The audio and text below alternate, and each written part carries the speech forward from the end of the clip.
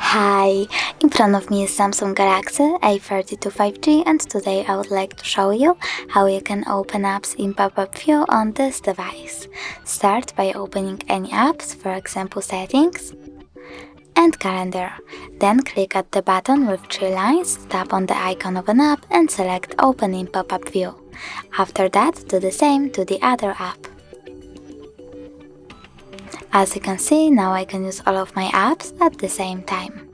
If you want to close any of these windows, click on this blue line over here and select the X icon. Thanks so much for watching. If you enjoyed this video, don't forget to smash that like button, comment and subscribe. Bye!